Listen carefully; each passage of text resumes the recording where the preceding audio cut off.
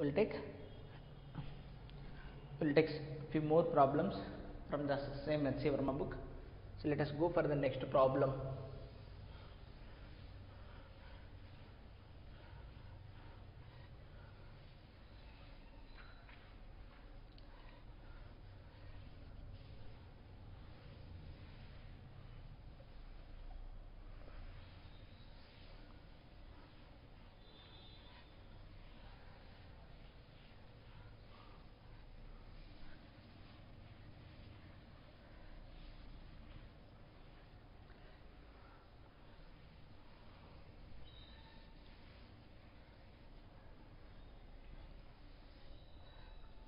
Okay, so fine. The next problem is as follows. Question number 28. So it is a good question.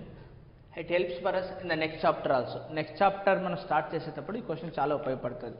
Electromagnetic injection start చేసేటప్పుడు. The question as follows. So there is a uniform magnetic field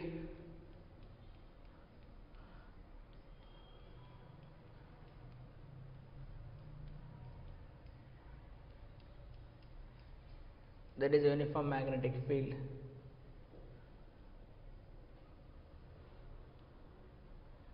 there is a rod moving with a velocity v. So this is the rod which is moving with velocity. I name it the rod will be PQ. Okay, the question as follows. A conducting wire of length L, rod gaani wire gaani eda తీసుకున్నాం, lying normal to the magnetic field B. So normal to the magnetic field B, moves with a velocity v as shown in the figure. Find the average magnetic force on a free electron of the wire. అంటే so there is a magnetic field B ఇచ్చేసినాడు, దీని length ఇచ్చారు, its length will be rod length, rod PQ length is L, rod PQ length L. First question they are asking, find the average magnetic force on a free electron. So force on the electron, అదే magnetic force on the electron అడిగాడు. Second question, due to this magnetic force, electrons concentrated at one end, resulting in an electric field inside the wire. The redistribution stops when the electric force on the free electrons balances the magnetic force. Find the electric field developed inside the wire when the redistribution stops. E inside the wire, inside the rod or wire. Next, third question, what potential difference is developed between the ends of the rod? That is potential difference between ends of rod. It's a very good question, it helps a lot for us. Yeah, ఇక్కడ చూద్దాం. Magnetic field ఏ డైరెక్షన్లో ఉంది? Negative Z axis. Rod ఎక్కడుంది? XY ప్లేన్లో ఉంది. Okay, ఈ rod of length L తీసుకున్నాం, it is moving with a velocity v. ఆ వెలాసిటీ ఎలా ఉంది? That is perpendicular to the rod ఉందా? ఓకే, మరి ఈ రాడ్ ఏంటంటే మెటల్ రాడ్. మెటల్ లోపల ఏముంటాయి మనకు? ఫ్రీ ఎలక్ట్రాన్స్ అవైలబుల్గా ఉంటాయి. సో ఫ్రీ ఎలక్ట్రాన్స్ ర్యాండమ్ డైరెక్షన్లో మూవ్ అవుతుంటాయి, ఒకటి ఇట్లా ఒకటి అట్లా ఒకటి ఇట్లా చిందరబిందరగా తిరుగుతుంటాయి అవి. దానివల్ల యూజ్ ఏం లేదు, there is no use for. So what is the net momentum అంటే zero, what is the net force on it అంటే జీరో, అన్నీ జీరోనే. So we can think of like that, we can ignore the random motion of electrons. అందుకే కదా మన current ఎలక్ట్రిసిటీలో check చేసుకున్నాం, electron ఎప్పుడు రెస్ట్లో ఉండదు, తిరుగుతూ ఉంటుంది, మాలిక్యూల్స్ ఆఫ్ ఎ గ్యాస్ లాగా తిరుగుతూ ఉంటుంది. మరి కరెంట్ ఏమైనా కాంట్రిబ్యూట్ చేస్తుందా? అది కరెంట్ అనేది కాంట్రిబ్యూట్ చేయదు. మరి కరెంట్ ఎప్పుడు కాంట్రిబ్యూట్ అవుతుంది? When ever we apply the external fields. So external field వల్ల వచ్చే డ్రిఫ్ట్ వెలాసిటీనే ఇంపార్టెంట్ ఫర్ కరెంట్, అంతేనా? So what I can I think first here, the average random motion of electron will be 0 అంతే కాదండి. We can ignore random velocity of the electrons. So ఏం చెప్పచ్చు, first point will assume ignore the random motion of electron, ignore the random motion of electrons, free electron అనాలి, random motion of free electron.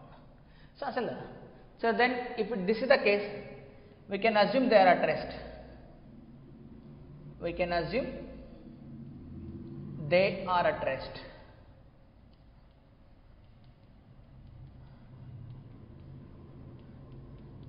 అంతేనా? ఇప్పుడు ఈ rod లోపల మనం ఏం చెప్పచ్చు, అన్ని ఎలక్ట్రాన్స్ రెస్ట్లో ఉన్నాయని చెప్పచ్చు. సపోజ్ కాపర్ రాడ్డే అనుకో, there is a electron, that outermost electron, దానికి కరెస్పాండింగ్గా మనకి ఏముంటుంది, there is no doubt corresponding ఏముంటుంది మనకు, పాజిటివ్ అయాన్ కూడా ఉంటుంది కదా, కాపర్ అయాన్ ఉండి తీరాల్సిందే కదా. So electron, so ignore the random motion of electrons, we can assume they are at rest. So now for an inertial observer,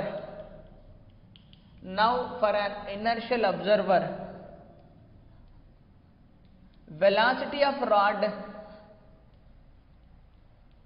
is same as that of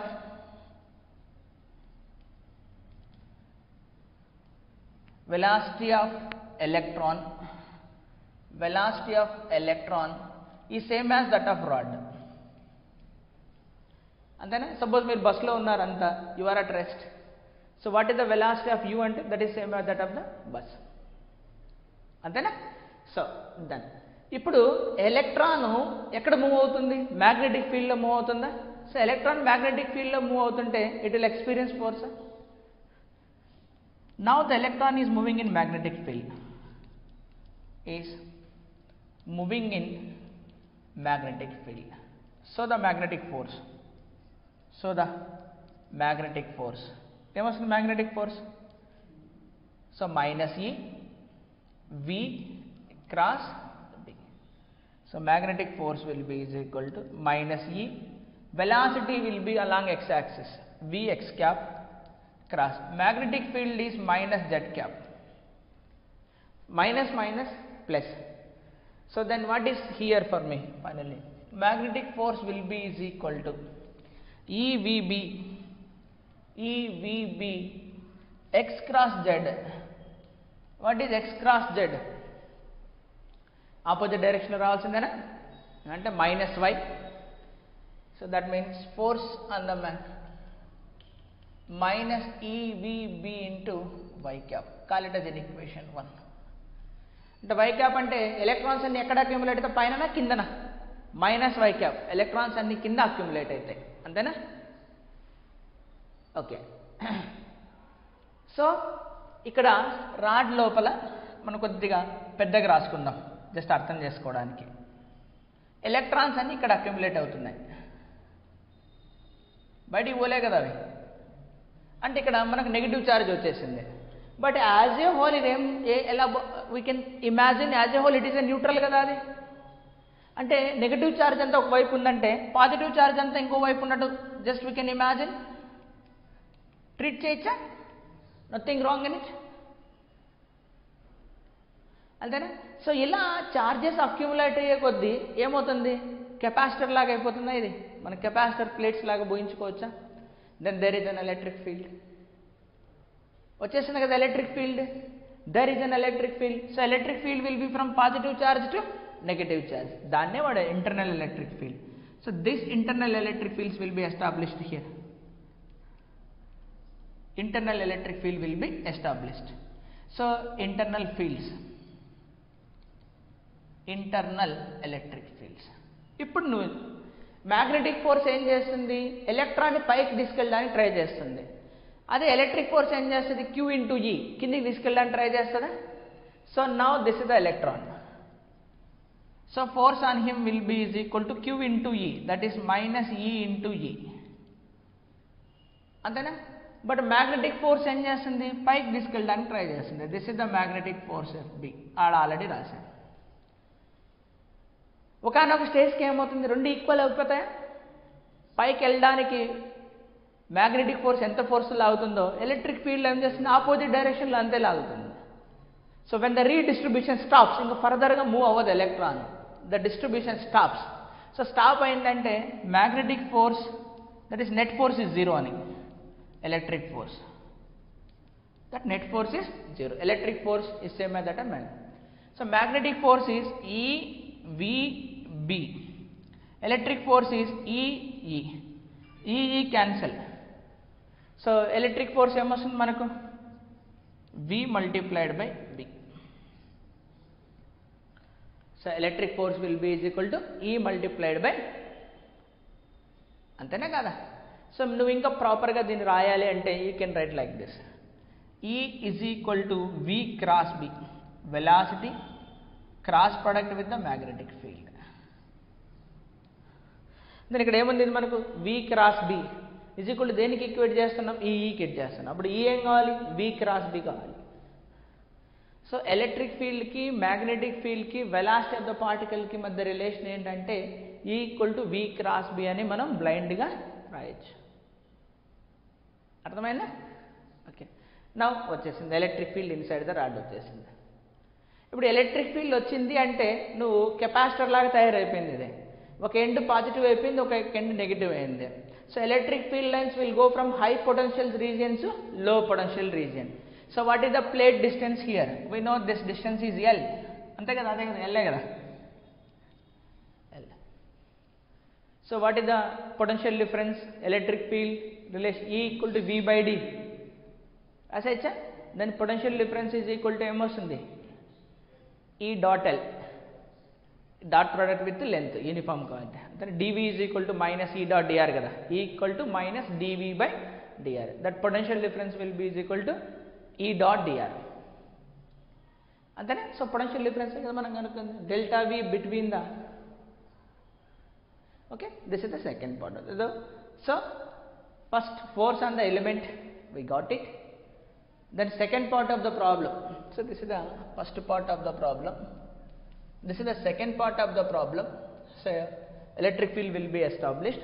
Then third part of the problem, force between potential difference between the ends. So that means third point will be potential difference. So delta V is equal to E dot L. So potential at P minus potential at Q is equal to E dot L లేదా EL. E ఎంత వచ్చింది మనకు, VB, అంతే కదా. So VBL, VBL.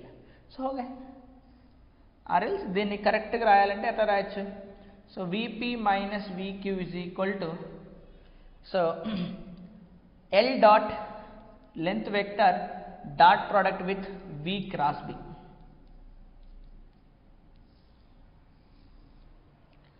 అంతేనా? Potential difference between the ends of the rod will be is equal to, ఎందుకంటే మనకి relation తెలుసు కదా, E is equal to minus dV by dr R cap. దీని నుంచి dV is equal to minus E dot dr. So minus sign indicates electric fields will run in the decreasing direction of potential, ఓకేనా. అందుకే dot product ఈని దేనితో, length వెక్టర్తో dot product తీసుకోవాలి. ఇక్కడ ఈని length వెక్టర్తో డాట్ ప్రోడక్ట్ తీసుకోవాలి. డాట్ ఎక్కడ పెట్టినా ఒకటే, ఇక్కడ పెట్టినా ఒకటే, అక్కడ పెట్టినా ఒకటే. A dot B same as that of B dot A. ఇంకా అర్థమైందా? Note down. So this is the third problem. సో నీకు గుర్తుందో లేదో, దీన్నే ఏమంటాం, మోషనల్ ఈఎంఎఫ్ అంటాం, ఎలక్ట్రోమాగ్నెటిక్ ఇండక్షన్ చాప్టర్లో మనకు వస్తుంది. అంటే లాజిక్ చూడు ఎంత బాగుందో, a rod is moving in a magnetic field, అంతేనా? ఇది ప్రాబ్లం. ఒక రాడ్ మ్యాగ్నెటిక్ ఫీల్డ్లో మూవ్ అవ్వడం వల్ల అది ఎలా తయారవుతుంది, ఒక బ్యాటరీలా తయారైందా? వోల్టేజ్ డెవలప్ అయిందంటే బ్యాటరీలా తయారైందనంటే కదా. So there is a battery is developed.